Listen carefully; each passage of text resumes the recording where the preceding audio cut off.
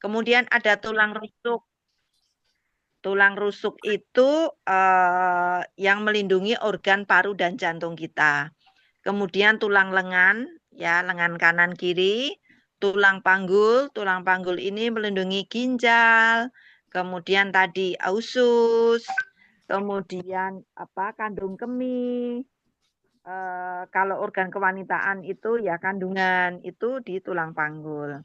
Kemudian berikutnya tulang kaki. Ini sudah jelas ya bahwa tulang kaki merupakan organ yang penting juga dalam sistem anatomi tubuh manusia.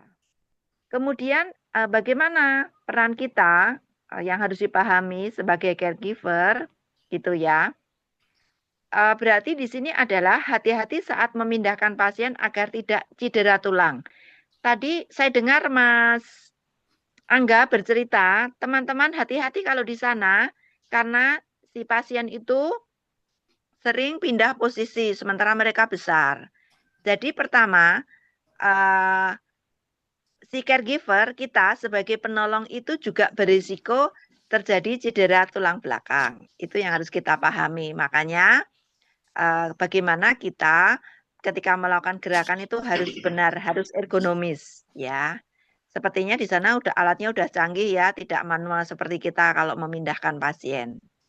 Nah, begitu juga kita harus hati-hati saat memindahkan pasien dengan cedera tulang. Contoh ya, pasiennya patah tulang kaki, misalnya ya, paha.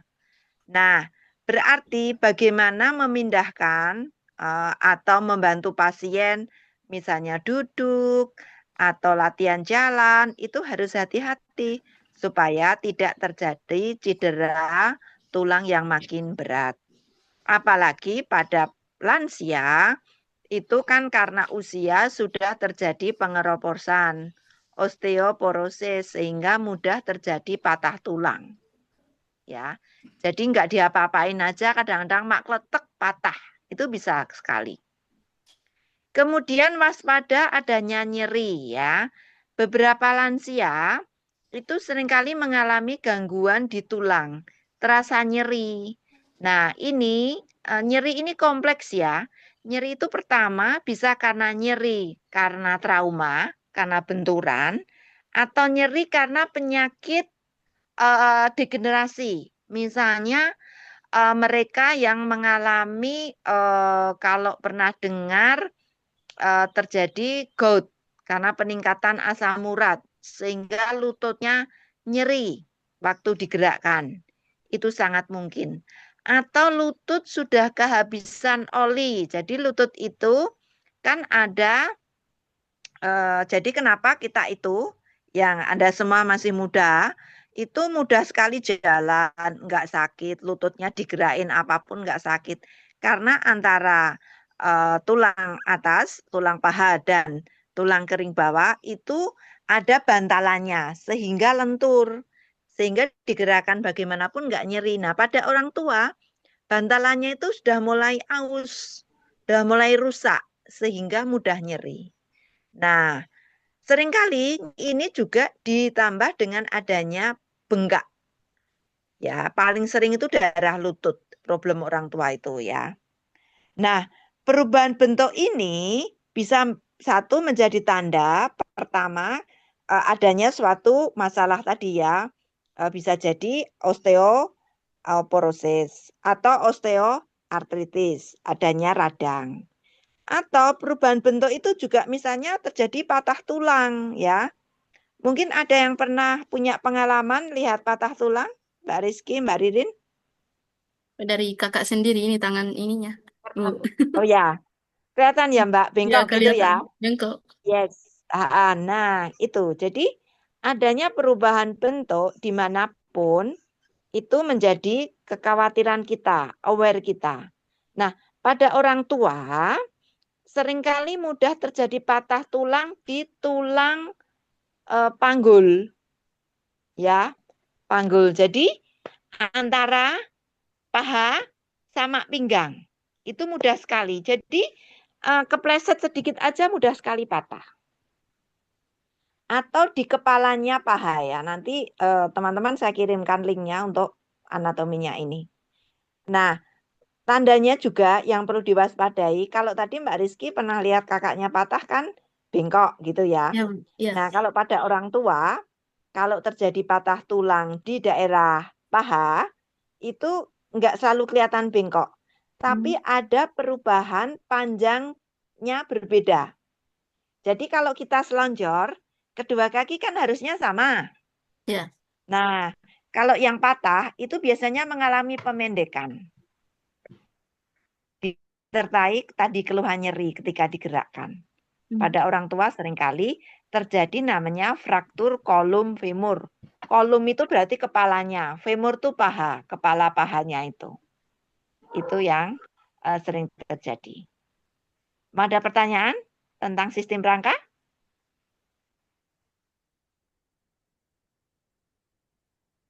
Belum? Oke. Kalau belum, nggak masalah. Nanti bisa ditanyakan di WA juga oke, nggak apa-apa. Ya, oke, slide berikut. Nah, ini sistem otot. Wah, ini suspek ya. Sistem ototnya. Fungsinya apa? Menggerakkan tubuh. Ya, makanya kenapa ketika kita lama tidak bergerak, otot kita kaku. Begitu juga para lansia, terutama mereka yang harus istirahat baring, bed rest. Tidur lama, tirah baring lama, tidak ngapa-ngapain, misalnya stroke. Ya, stroke ada kelemahan di anggota gerak kiri misalnya. Terus kita sebagai caregiver, pokoknya hanya tugasnya mandi, makan, nggak gerak-gerakin. Otot-ototnya kaku. Nah, kalau kaku nyeri sekali.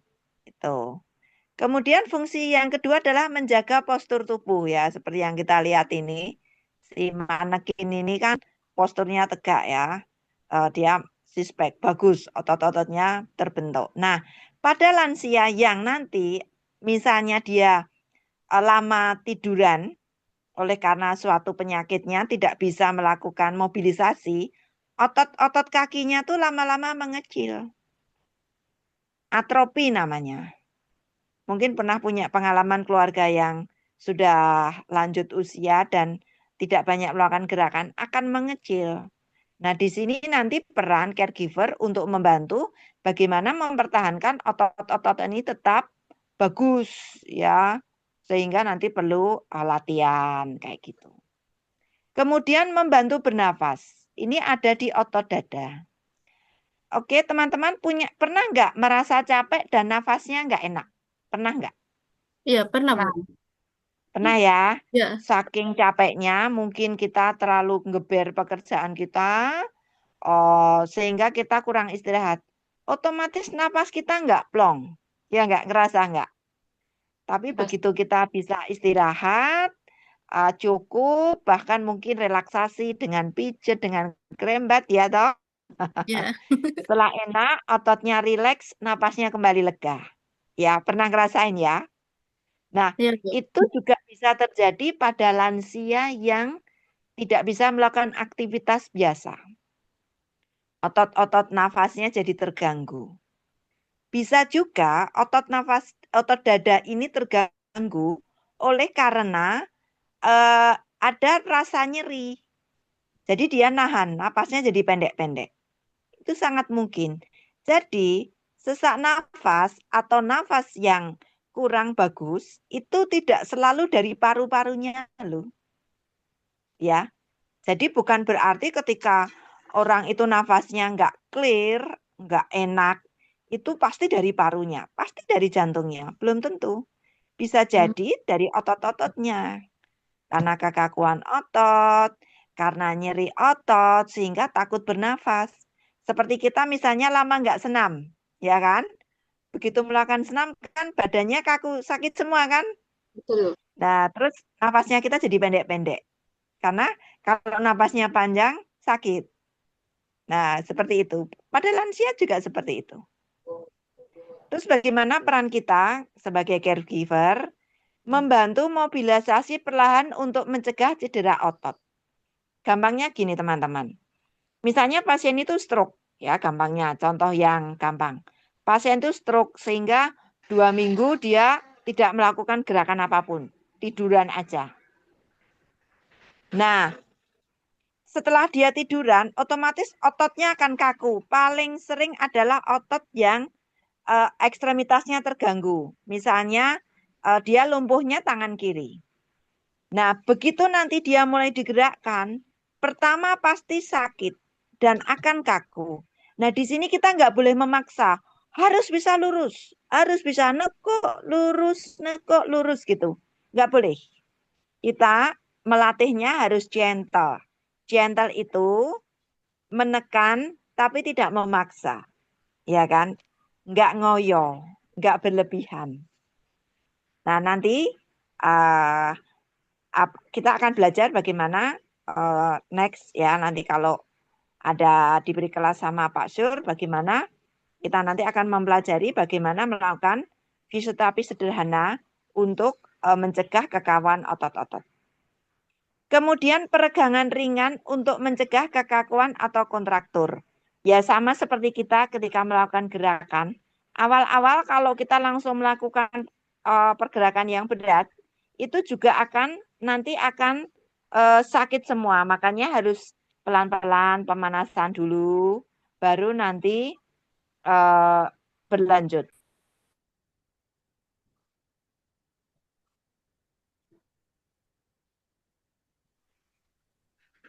Kemudian berikutnya adalah ketika kita menengarai, ya, menemukan ketidakmampuan menggerakkan, itu suatu tanda bahaya.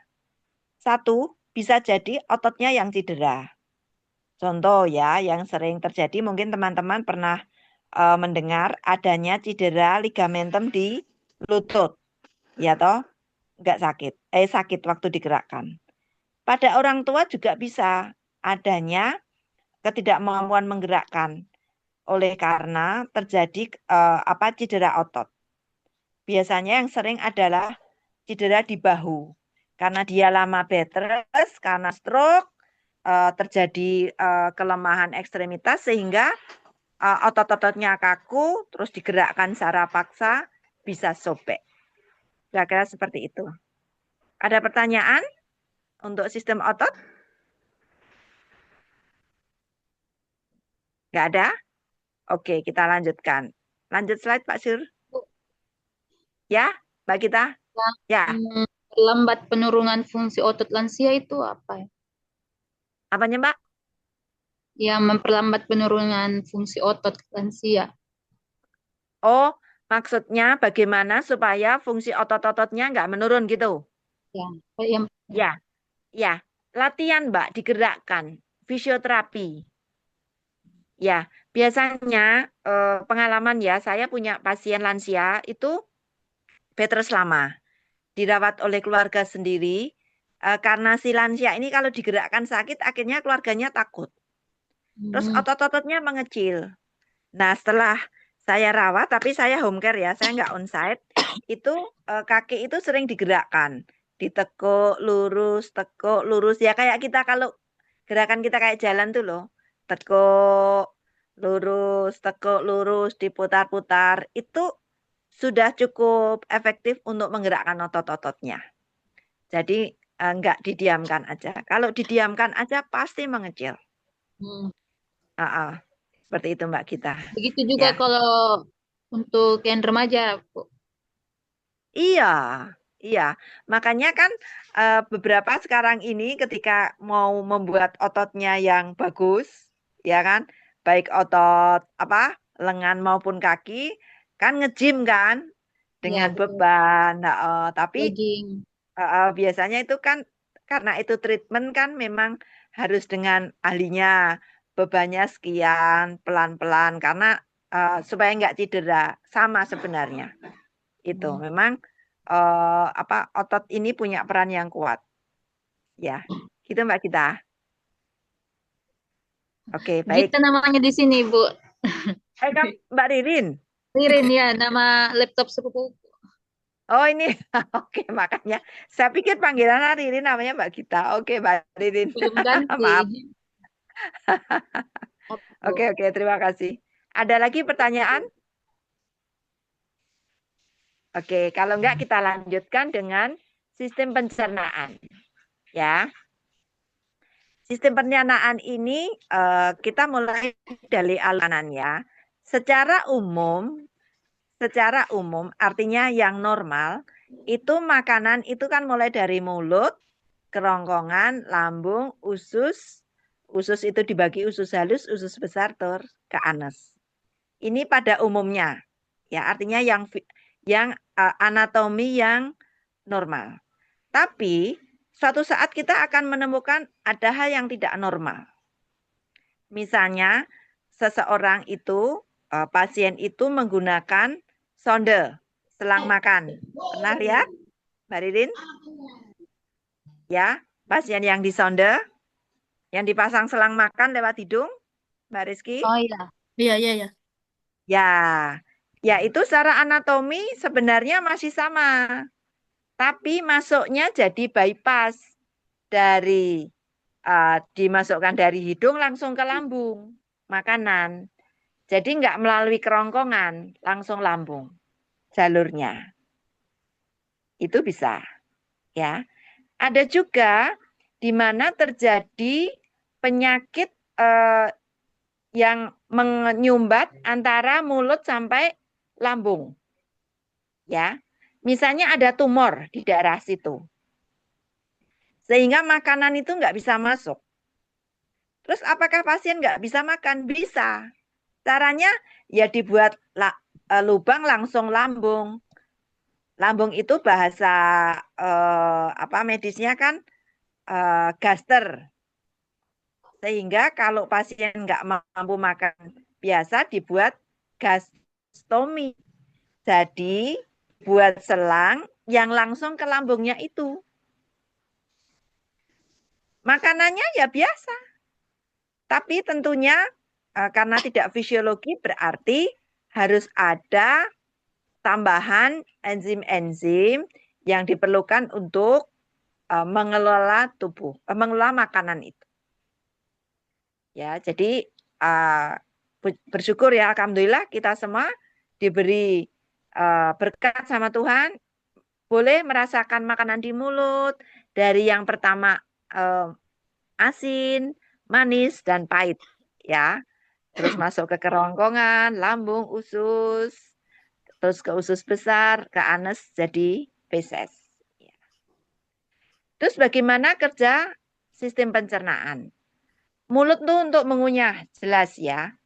Mengunyah, kalau dulu kita pernah belajar, mengunyah tuh 32 kali. Kenapa sih harus begitu? Supaya ketika lambung mengolah, nggak terlalu berat.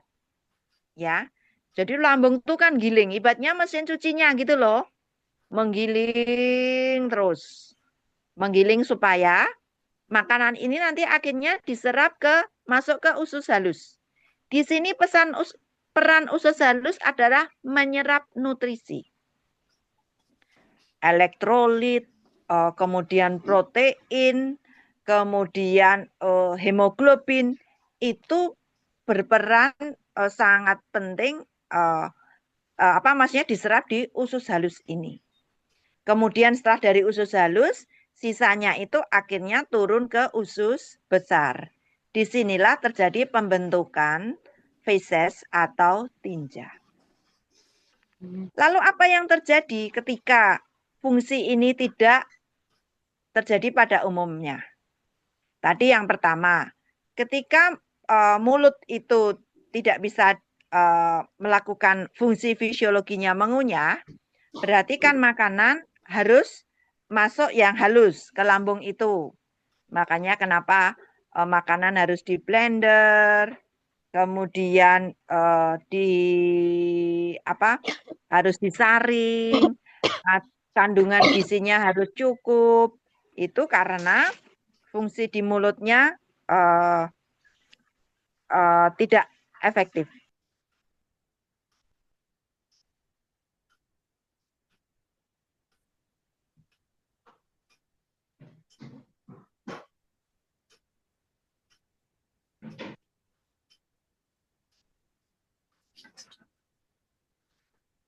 Ya, oke. Jadi ketika fungsi mulut itu tidak berfungsi untuk mengunyah, oleh karena tadi kasusnya misalnya pasien terjadi kesulitan menelan sehingga harus dipasang selang. Nah, makanya fungsi mengunyah ini nggak ada. Kemudian ketika pengolahan itu terganggu, satu oleh karena ada perubahan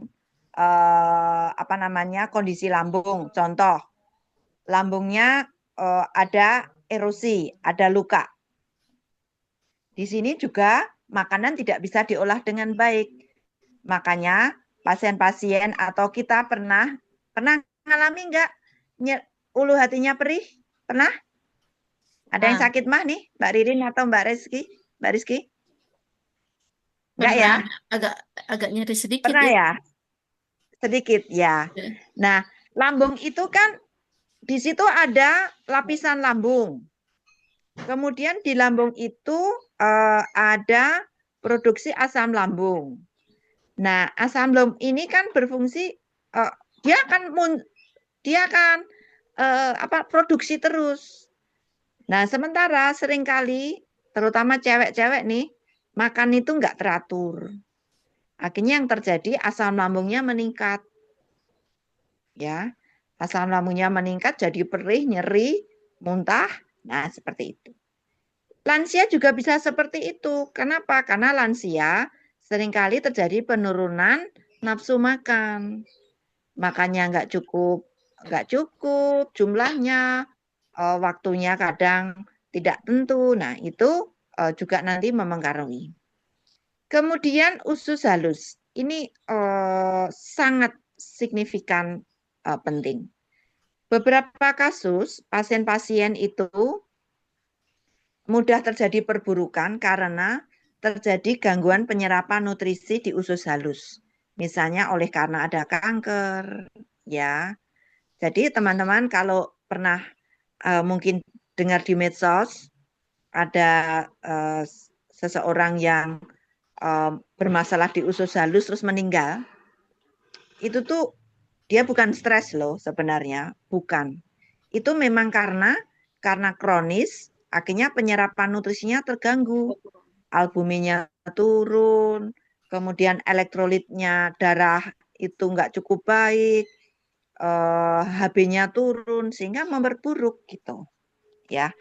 Jadi kenapa ini pernah dengar filosofinya Yakult itu apa? Cintai ususmu kan? Iya. Iya, karena usus ini sumber kesehatan betul. Apa yang kita makan itu akan mempengaruhi kesehatan kita. Ya, itu betul sekali. Nah, kemudian ketika usus besar itu bermasalah, apa yang terjadi? Karena usus besar itu membentuk feses, ya kalau fesesnya cair jadi diare, kalau fesesnya keras jadi sembelit. Gitu. Lalu bagaimana kita sebagai caregiver? Ya, pastikan makanan dikunyah dengan baik. Tadi ya, kalau memang si lansia nggak mampu, ya bagaimana cara kita? Misalnya makanannya di blender kasar, karena giginya udah nggak utuh, gitu. Terus perhatikan BAB-nya. Teksturnya keras, atau lembek, atau cair, warnanya seperti makanan, atau bahkan ada warna merahnya. Frekuensinya berapa? Kalau dikatakan diare itu berarti BAB lebih dari 3 kali sehari. Kalau dikatakan konstipasi, tidak bisa BAB itu berarti seminggu lebih, 3 hari lebih tidak BAB itu sudah konstipasi. Nah, makanya kita perlu waspada tanda bahaya seperti muntah. Muntah yang tiba-tiba ya, tanpa sebab tahu-tahu muntah. Pada lansia seringkali begitu. Tidak bisa BAB ini sering juga. Konstipasi. Kemudian perutnya keras karena BAB-nya tidak lancar. Sehingga terus nyeri. Itu sangat mungkin. Nah, hati-hati teman-teman. Lansia dengan konsumsi obat tertentu seperti obat nyeri, obat pengencer darah, itu sangat riskan terjadi perdarahan di lambung. Sehingga menyebabkan BAB-nya hitam. Nah, ini nanti yang menjadi poin penting. Ya, oke. Ada pertanyaan tentang pencernaan? Oke, lanjut ya. Nah, berikutnya sistem pernafasan. Nah, ini yang digambar, teman-teman. Ini kedua paru kita ya. Nah, paru ini, di paru itu ada cabang-cabang itu namanya bronkus, bronkeolus, dan alveoli. Ya, tipis-tipis itu. Nah, sebelum paru, kita kan menghirup udara kan dari hidung. Ya kan? Hidung masuk ke tenggorokan, ke trakea, ke bronkus, bronkeolus, terus ke paru-parunya. Ini yang normalnya. Suatu saat ada ketidaknormalan oleh karena kondisi sehingga antara hidung sampai trakea itu terhambat. Sehingga perlu dipasang namanya trakeostomi. Pipa di leher. Pernah lihat? Pernah dengar mungkin? Tangan sini. Ya, betul. Ada yang di iklan rokok tuh loh, yang lubang. Ya. Iya, Nah, iya. itu. Ya, kenapa perlu trakeostomi? Ya, berarti individu tersebut tidak mampu mempertahankan pernafasan yang normal. Jadi dead space, ada ruang mati antara hidung sampai trakea. Makanya kita abaikan terus kita buat lubang di situ supaya oksigenasi antara inspirasi ekspirasi dapat terjadi dengan baik. Gimana cara kerja di sistem pernafasan? Oksigen masuk saat terjadi inspirasi. Jadi inspirasi itu saat kita mengisap. Nafas itu inspirasi. Kemudian karbon dioksida itu akan dikeluarkan saat ekspirasi, buang napas. Itu ya. Nah, kemudian waktu inspirasi itu si paru kan menghirup udara yang bersih. Lalu dikirimkan ke darah lewat jantung dulu. Dari jantung diolah langsung didistribusikan ke seluruh tubuh. Lalu bagaimana ketika seseorang itu tidak mampu mengeluarkan karbon dioksida dengan baik? Ya terjadi keracunan karbon dioksida. Kalau zaman dulu kita pernah dapat ilmu, kalau tidur di bawah pohon bisa pagi-pagi nggak bangun karena keracunan karbon dioksida. Ya karena tadi karbon dioksida itu memang punya fungsi penting untuk mempertahankan nafas, tapi kalau berlebihan jadi racun. Kemudian apa yang harus kita perhatikan? Perhatikan nafasnya, cepat atau lambat, sesak atau ada suara ngrok-ngrok. Ya, kalau normalnya kan bersih, tidak ada ngrok, tidak ada ngik, mengi, nggak ada. Terus kalau pasien memang mengeluh sesek, berikan posisi tengah duduk supaya ekspansi, jadi gerakan parunya itu longgar. Jadi harus dibuat setengah duduk. Kemudian jangan lupa jaga kebersihan mulut dan hidung, ya. Karena apa? Kadang-kadang hidung itu ada kotoran. Ya, kotoran hidung tuh loh. Apa ya bahasanya kalau di Sulawesi ya? Kalau di Jogja upil. Kotoran hidung tuh loh, kotoran. Kalau di Sulawesi, anu, Apa namanya? Sulawesi Sulawesi apa? Apa Mbak Rizky? taingongo. Nah, itu juga jadi Kotoran sumber loh hidung. ya kalau artinya numpuk banyak. Kemudian kalau di mulut hati-hati jika ada gigi palsu. Gigi palsu ini bisa lepas dan nutup saluran napas. Itu sangat mungkin. Saya pernah mendapatkan kasus real ini. Pasien nggak napas karena gigi palsunya lepas dan nutup saluran napasnya. Setelah ketemu penyebabnya ya terus napas. Nggak apa-apa.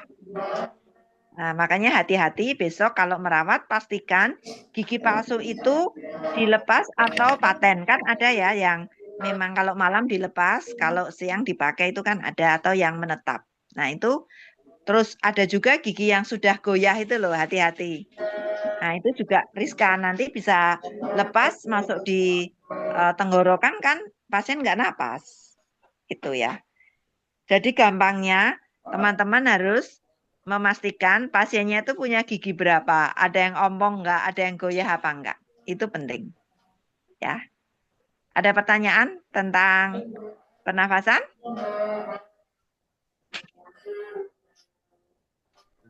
Nggak ada? Lanjut? Lanjut, Bu. Ya. Oke, lanjut Pak Sur. Berikutnya di sistem peredaran darah. Peredaran darah di sini, organ utama yang bertanggung jawab adalah jantung dan pembuluh darah. Artinya, jantung itu merupakan motornya, pembuluh darah merupakan salurannya. Kalau satu bermasalah, ya nggak akan terjadi dengan baik aliran darahnya. Contohnya, kalau teman-teman pernah mendengar ada sumbatan di pembuluh darah jantung, ya berarti kan alirannya terganggu gitu. Nah, bagaimana cara kerjanya? Jantung itu berfungsi memompa darah ke seluruh tubuh, mendistribusikan, mengirim oksigen dan nutrisi ke seluruh tubuh. Makanya beberapa kasus pasien-pasien yang terganggu aliran darahnya oleh karena mungkin kelemahan jantung, oleh karena ada sumbatan, sehingga aliran darahnya tidak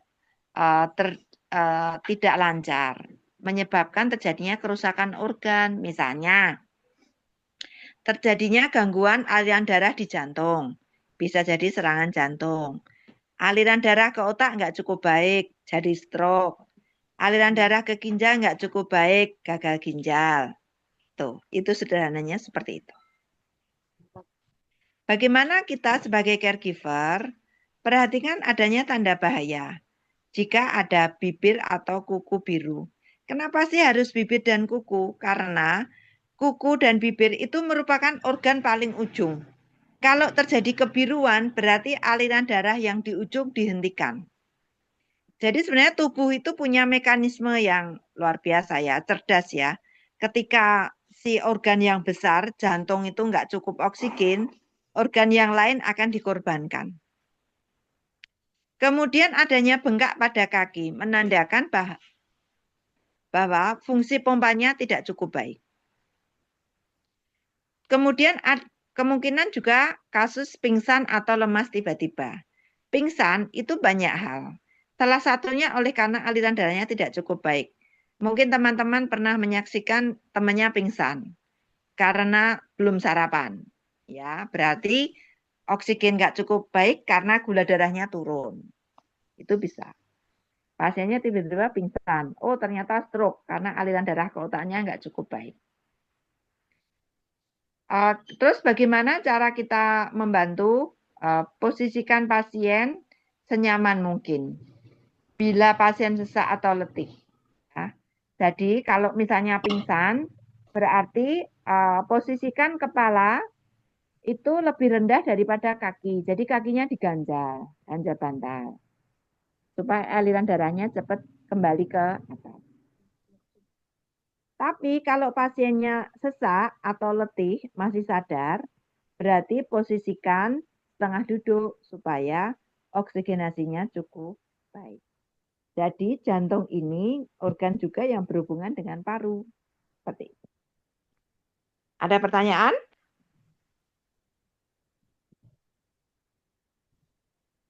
Nggak ada? Oke, kita lanjutkan. Ya, mari Pak Sur. Yes. Nah, sekarang sistem saraf. Ya. Sistem saraf di sini terdiri dari otak, sumsum tulang belakang, kemudian saraf ke seluruh tubuh. Jadi ini saling berhubungan. Contohnya begini, ketika otaknya bermasalah oleh karena terjadi stroke, ya, stroke itu kan pembuluh darahnya di otak itu terganggu, sehingga otak tidak mendapatkan makanan, sehingga otaknya rusak. Nah, otak kan punya peran untuk mengatur pergerakan, pikiran, perasaan, itu tadi. Sehingga misalnya pasien stroke terjadi masalah di area yang mengatur pergerakan, makanya dia jadi lumpuh sebelah, ya kan? Itu gampangnya seperti itu. Kemudian hubungannya dengan sumsum tulang belakang misalnya. Pasien yang cedera sumsum tulang, misalnya karena kecelakaan atau karena jatuh dari ketinggian.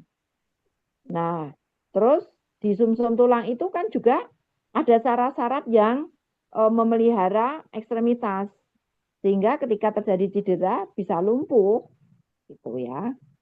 Mungkin pernah itu si siapa itu? Laura siapa yang meninggal itu? Yang Dura, pada kecelakaan lupa meninggal? namanya.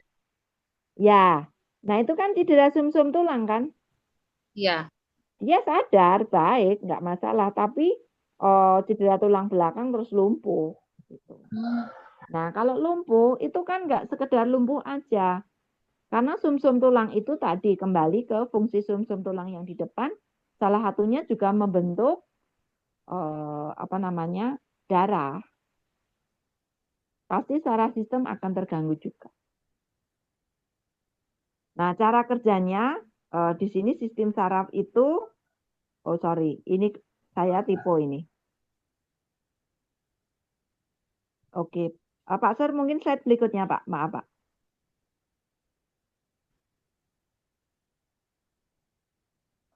Kayaknya saya enggak. Jadi gini, di sistem saraf ini saya keliru ini. Yang 8 ini apa? Tetap ini.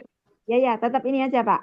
Oke. Jadi intinya cara kerja Pak. sistem saraf itu adalah bahwa organ di bagian sistem saraf seperti otak, sistem tulang dan saraf itu kan dipelihara oleh pembuluh darah. Nah, sehingga ketika terjadi gangguan aliran darah, maka organ tersebut akan terganggu. Seperti itu. Nah, sistem saraf itu mempengaruhi juga anggota gerak dan organ yang lain. Ya, misalnya contoh ya, sistem saraf yang tidak bisa kendalikan adalah yang membuat detak jantung kita berdenyut. Itu kan nggak bisa kita kendalikan kan. Kalau nafas kita bisa berhenti nafas kan. Oke, berhenti nafas 1 menit gitu. Tapi kalau jantung enggak. Nah, makanya beberapa kasus ketika terjadi cedera otak, misalnya benturan kepala, itu denyut jantungnya langsung meningkat tajam. Itu sangat mungkin karena tadi si otak itu juga mempersarafi area yang mengatur simpatis dan parasimpatis. Oke. Jadi artinya di sini tubuh itu nggak berdiri sendiri, dia saling mengkait gitu ya. Makanya nggak bisa ketika onder diri satu itu mesti mengaruhi onder diri yang lain. Gitu. Kemudian bagaimana kita sebagai caregiver untuk mewaspadai adanya masalah di sistem saraf. Ya. Waspada adanya perubahan kesadaran seperti mengantuk berlebihan. Ya, kalau kita misalnya habis makan ngantuk, itu bukan otak kita, bukan saraf, tapi karena habis makan itu oksigen ke otaknya berkurang karena oksigennya untuk mencerna makanan, makanya ngantuk. Jadi tidak ada hubungannya dengan saraf. Tapi ketika pasien itu mengantuk berlebihan tanpa sebab, ini kita harus hati-hati. Atau adanya tanda gelisah. Gelisah itu bisa jadi dia teriak-teriak, bisa jadi dia confused, bingung, ke sana ke sini, bicaranya kacau. Itu hati-hati. Jadi kita sebagai caregiver itu harus hafal karakteristik pasien. Oh, pasien tuh biasanya nggak tidur loh. Kok ini kenapa tidur terus? Oh, pasien ini biasanya nek ngomong clear loh. Kenapa sekarang kacau, bingung-bingung, ngomongnya nggak nyambung. Nah, ini yang harus segera dilaporkan ke medis. Kemudian tadi karena saraf itu juga dia mempersarafi anggota gerak, Makanya waktu si pasien tersebut terjadi kelemahan, kita jangan memaksa dia untuk menggerakkan. Harus gerak. Ya pinginnya gerak karena ini problem saraf, jadi dia emang nggak bisa gerak. Seperti itu. Ada pertanyaan? Oke, baik. Lanjut ke sistem perkemihan ya. Di sini organ yang berperan dalam perkemihan yaitu ginjal. Ginjal itu untuk membentuk urin, ureter itu untuk mengalirkan urin di ginjal ke kandung kemih. Kemudian dari kandung kemih akan dialirkan ke uretra yang selanjutnya akan ke orifium uretra sehingga kita bisa kencing. Cara kerjanya, ginjal itu menyaring darah, kemudian mengeluarkan urin, sekaligus mengatur tubuh. Maksudnya apa mengatur tubuh? Jadi ketika kita dehidrasi, kekurangan cairan, si ginjal menahan kita untuk tidak kencing. Ketika kita nanti sudah minum banyak, cairan dirasa cukup, berarti langsung kita bisa kencing. Begitu juga di pasien, ketika pasien itu dehidrasi oleh suatu sebab, misalnya dia muntah hebat atau diare yang hebat, sehingga dehidrasi, pasti nggak muncul kencing. Nah, bagaimana cara kita mewaspadai? Ketika si pasien tersebut tidak kencing lebih dari 6 jam dengan kondisi dia diare, muntah, ini harus segera dilaporkan. Kemudian jangan lupa perhatikan warna urin, keruh, merah, gelap. Normalnya kan jernih, ya teman-teman mungkin pernah punya pengalaman ketika minumnya sedikit kencingnya agak gelap, ya toh, gak pekat. Iya, Bu. Iya. Tapi kalau pernah ya, uji coba sendiri ya. Ya, nah gitu juga lansia itu seperti itu. Padahal lansia itu seperti bayi, 60% tubuh itu isinya air. Jadi dia mudah terjadi dehidrasi. Makanya ketika kita menemukan lansia tersebut tidak bisa mengkonsumsi cairan secara kuat, adekuat, atau bahkan keluarnya berlebihan, segera melapor ke medis. Bisa jadi akan diberi asupan lewat infus. Kemudian yang tak kalah penting di area perkemihan itu adalah jaga kebersihan area genital, ya khususnya pasien yang memakai diapers atau kateter. Tadi sepertinya Mas Angga juga sudah nyinggung ya bahwa kebersihan daerah pemasangan popok itu harus bersih, harus disabun, dikeringkan. Ini karena rentan terjadi infeksi. Oke. Lanjut? Lanjut, Bu. Ya, oke. Nah, sistem kulit. Ya. Jadi di tubuh kita ini punya lapisan-lapisan ya. Dari kulit yang paling atas, kalau kita dicubit sakit, sampai yang bawahnya malah nggak sakit, kalau bawah lagi sakit.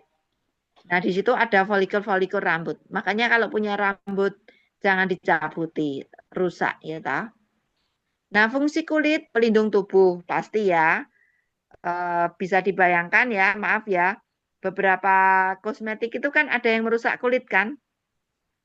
Ya, betul. Jadi merah gitu ya, kayak tomat itu, kayak udang rebus. Nah, ini berarti fungsi untuk melindungi tubuhnya sudah menurun. Kemudian kulit juga berfungsi mengatur suhu. Makanya kenapa ketika terjadi luka bakar, si pasien ini, si korban itu akan mudah dehidrasi. Karena sistem pengaturan suhunya terganggu. Gitu. Kemudian sebagai indera peraba, jelas ya, kita saat kesenggol apa kan langsung respon kan, itu karena kulit ada berfungsi sebagai indera peraba.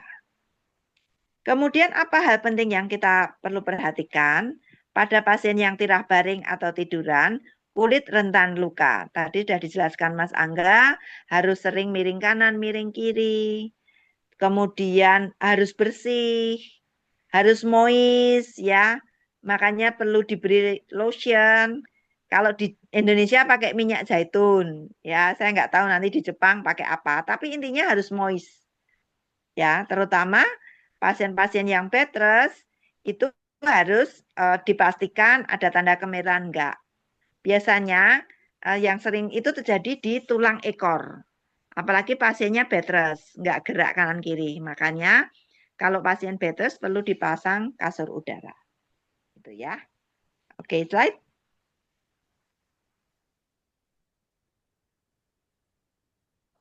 Slide Pak Sur.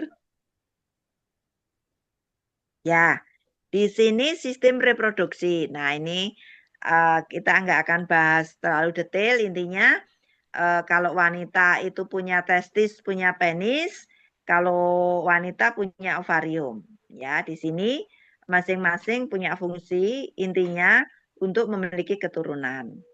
Prinsipnya di sini adalah bagaimana kita sebagai caregiver mampu menjaga kebersihan di daerah intim.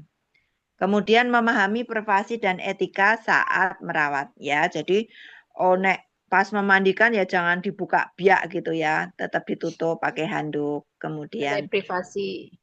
privasinya ya tutup kordennya. Mentang-mentang udah tua nggak apa-apalah gitu ya, jangan.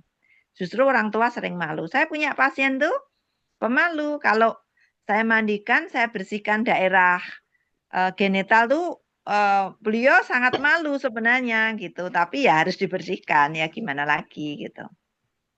Kemudian waspada adanya infeksi ya, misalnya bau tidak biasa atau cairan tidak normal atau nyeri saat kencing ya. Biasanya kalau nyeri saat kencing pada laki-laki mungkin ada hubungannya dengan perkemihan, ada pembesaran prostat.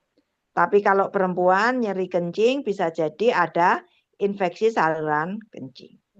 Gitu ya. Oke, lanjut. Ya, posisi tubuh dasar ya. Saya kira kita semua sudah melakukan ini ya. Supin itu telentang ya. Terus fungsi pronasi tengkurap. Pronasi prone. Faller setengah duduk atau lateral miring. Posisi ini semua nanti akan teman-teman terapkan kalau pasiennya bed rest. Ya, harus miring kanan, miring kiri, telentang, setengah duduk. Kalau tengkurap ya mungkin saja, tapi kalau orang tua jarang. Biasanya bayi ya ditengkurapkan. Gitu. Ya. Nah, kapan posisi itu digunakan? Setengah duduk kita gunakan saat sesak atau saat makan. Miring untuk mencegah luka tekan. Terlentang atau posisi dengan satu bantal itu biasanya pas tidur, ya, posisi dasar. Ini minimal satu bantal ya, jangan sampai tanpa bantal. Oke, slide. Nah, tanda bahaya yang perlu diwaspadai. Kalau pada orang tua, demam tinggi, ya, tiba-tiba demam. Nafasnya cepat, sesak, tidak sadar, minum, tidak BAB, tidak BAK 6 jam, kemudian bengkak pada kaki secara mendadak, kemudian adanya nyeri dada atau sakit kepala hebat. Biasanya kalau yang poin terakhir ini kemungkinan terjadi serangan stroke. Itu sangat mungkin terjadi nyeri dada yang hebat. Oke, slide. Oke, ya slide terakhir nih. Pemahaman anatomi dan fisiologi dasar membantu caregiver merawat lebih aman, mengenali tanda bahaya, mencegah cedera, dan memberikan perawatan dengan empati dan benar. Oke, betul. Ada yang mau ditanyakan? Saya, Mbak Bu, Ririn dan Mbak Resti. Ya, ini kalau tiba-tiba sesak napas, napasnya cepat begitu, Bu. oke, baik. Ya, oke. Nanti sebenarnya kan bahas di perawatan lansia, tapi nggak apa-apa. Secara umum, ketika sesak nafas, posisikan senyaman mungkin minimal dengan posisi 45 derajat atau boleh duduk bersandar. Ya. Kemudian longgarkan baju atau celana yang ketat. Jangan diajak banyak bicara, ya. Karena makin kita ngajak ngomong, seseknya makin sesak nafas karena oksigen yang dipakai kan banyak. Kemudian teman-teman sebagai caregiver itu kan nanti akan diberi kewenangan, contoh ya, contoh. Kalau di sini misalnya saya punya Mbak yang rawat pasien saya. Dia nelpon, Mbak, pasiennya sesek gitu. Oke, coba cek saturasi. Ya, kalau ada saturasi yang mengukur itu loh, teman-teman saya yakin tahu. Oh, saturasinya cuma 90 misalnya. Oh, boleh diberikan oksigen. Misalnya gitu, bisa saja. Nah, itu kalau yang sudah lanjut. Tapi secara umum tadi, posisikan setengah duduk, longgarkan pakaian, tenangkan beban si pasien, jangan banyak darah, jangan diberi minum, jangan diberi apapun. Segera panggil tim medis, ya. Atau jika memang di situ, misalnya nanti teman-teman merawatnya di rumah, kalau memang perlu evakuasi ya berarti menelpon 991 biasanya ya, nek di luar ya. Kalau kita 119, kalau kan sana 911, 911. Tergantung nanti ini. Jadi memang teman-teman nanti kalau menghadapi kasus-kasus itu nggak usah panik. Teman-teman di sini kan tidak berlaku sebagai seorang medis yang banyak melakukan intervensi. Kecuali sudah ada pesanan-pesanan. Contoh ya, pasien tersebut memang ada problem paru. Oh ternyata kalau sesek dia boleh loh disemprot ini, obat ini. Boleh. Kan teman-teman sudah diberi kewenangan, sudah diberi catatan. Itu nggak apa-apa. Nah, yang penting besok kalau di sana pastikan kewenangan teman-teman itu sejauh mana. Itu. Ya, tapi nggak usah takut. Anda bisa kok, tenang aja. Ya, pertanyaan yang bagus, Mbak Rizky, ada lagi? Bu, saya ingin menceritakan dari kisah ibu saya sendiri. Sekarang Oke. lagi sakit. Ya. Kemarin itu lagi masuk RS sampai 15 hari. Terus dari situ dianya tuh tidak bisa berdiri. Lututnya itu katanya lagi sakit sekali katanya. Dan ini harus dibantu untuk berdiri. Nah, gimana tuh? Padahal umurnya belum sampai 50 tahun, masih 40-an. Itu gimana cara kembali normalnya, Bu? Apa yang perlu Oke, baik. dilatihankan? Baik. Ada cedera nggak? Jatuh nggak? Enggak. Jadi tiba-tiba sakit. Iya, dari RS selama setengah bulan. Akhirnya opnam di sana. Iya, Sudah ini di... paru-parunya sakit terus lagi tekanan gula darahnya itu tinggi. Oke, oke. Oh, jadi gini. Awalnya sesak. Iya, sesak. Parunya apa, maaf? Maaf, TBC atau... Ada cairan di dalamnya katanya, Bu. Oke. Nah, sudah diketahui belum penyebab cairannya apa? Maaf, primernya Ini apa? katanya ini apa tuh kipas angin terlalu dekat di mukanya. Memang Oke, seperti itu. oke. Oke, baik. Berarti, oke. Kemudian ada diabetes. Iya, Oke. Maaf, pernah difoto nggak tulang belakangnya? tulang rangkanya pernah di ini, ronsen. Tulang belakang, pernah? Nggak apa-apa? Nih, Ya, kena cairan biasa di sini. Cairan Oke. paru. Pernah di scanning belum? CT scan atau MRI ada nggak ya di situ?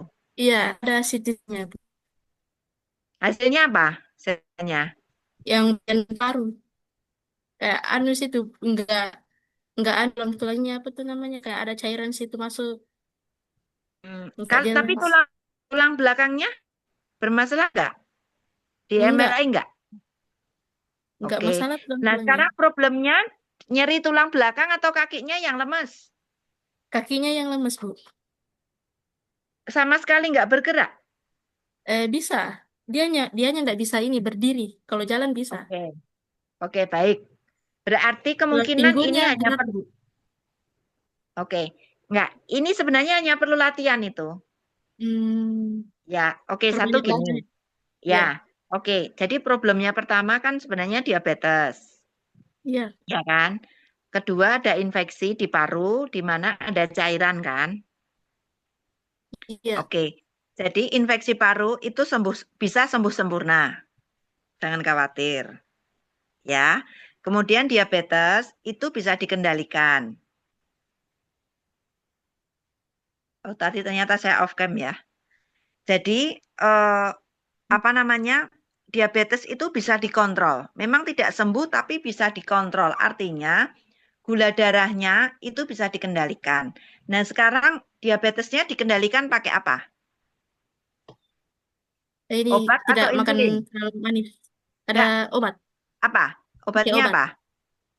Tidak suntik Hmm, insulin. eh, apa pertama-pertama cuma yang sampai sekarang tidak lagi konsumsi obat. Oh, konsumsi obat. Kenapa? Konsumsi obat ganti Oh, yang konsumsi insulin. obat. Ya, Tapi tidak insulin. tidak insulin. Oke, oke, nggak apa-apa. Jadi, kalau diabetes itu yang terpenting kan mengontrol gula darahnya stabil. Satu, dengan diet yang tepat. Diet tepat itu artinya satu tadi udah benar, nggak makan gula. Ya, sudah benar. Kemudian kendalikan nasinya. Jangan lupa proteinnya. Maaf, Ya, bisa kalau telur telur, enggak. bisa Sekali-sekali kalau telur. Cuma ikan. ikan, Ikan. ikan, bisa ya. Ikan rajin makan. Oke, rutin ya. Ya, Oke, dan sayuran. iya. Nah, itu kemungkinan ibu ini saya nggak update-nya kalau belum fit, belum fit. Hmm. Jadi merasa oh, ini loh, karena nafasnya mungkin belum clear itu, sehingga untuk mau berdiri dan jalan tuh masih ragu. Nah, sekarang pertama tadi dikelola dietnya dengan baik, makannya nggak perlu takut. Yang penting karena sudah minum gula darah, jadi makan 3 kali, snack 3 kali ya. Misalnya makan pagi jam 7, jam 10 snack, jam 12 makan, jam 4 sore snack, sore jam 18 makan, nanti jam 1 tuh snack lagi. Itu harus makan rutin. Snack dan makan. Kemudian tadi Mbak Rizky kan sekilas kita udah ngobrol, berarti kakinya tuh digerakin aja. Latihan, dilatih. Iya. Tekuk lurus gitu. Itu tangannya juga digerakkan supaya paru-parunya terbuka. Terus saya dipaksa untuk belajar duduk.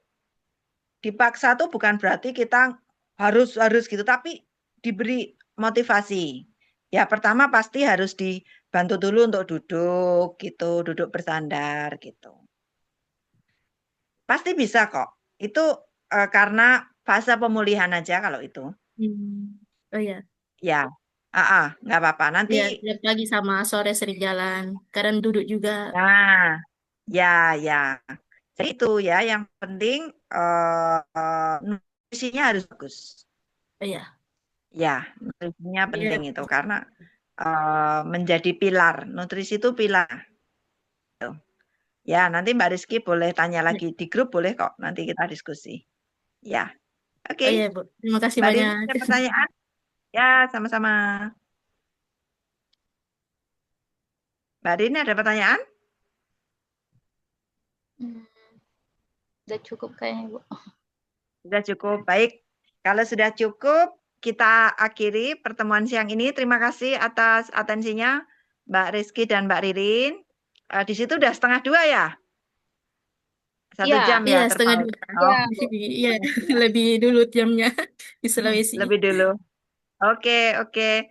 Baik, selamat istirahat. Semoga selalu diberi kesehatan. Semangat ya, Amin. pokoknya memang Ya, untuk amin. kita sukses itu harus apa iya, nggak apa-apa. Pasti bisa kok, tenang aja. Ya. Pasti bisa. Amin, amin. Oke, terima Oke, kasih. terima kasih, Selamat Terima kasih, siang. Bu. Thank you. Terima kasih, Bu. Betul, Pak Selamat Sur. Bu Wiwin. Nanti untuk pertemuan berikutnya hari apa ya, Bu? Dan jamnya jam berapa ya? Ya, nanti saya Pak, lihat Pak. Oh, oke. Kita tunggu nggih, Bu. Ya, nanti saya kabari segera. Oh, baik. Terus untuk Mbak Ririn Ya. sama Mbak Ana nanti malam jam 19 kita ketemu dengan Bu Pipin lagi ya. Oh iya, Pak. Ya, Pak. Baik, terima kasih. Mari kita akhiri. Terima kasih atas kehadirannya Bu Wiwin, Mbak Ana, Mbak Ririn, dan selamat beristirahat. Mari kita akhiri dengan berdoa bersama. Berdoa dimulai. Berdoa cukup. Sampai ketemu lagi nanti malam. Selamat istirahat ya, Bu. Ya. Makasih, Bu. matur nuwun. Makasih.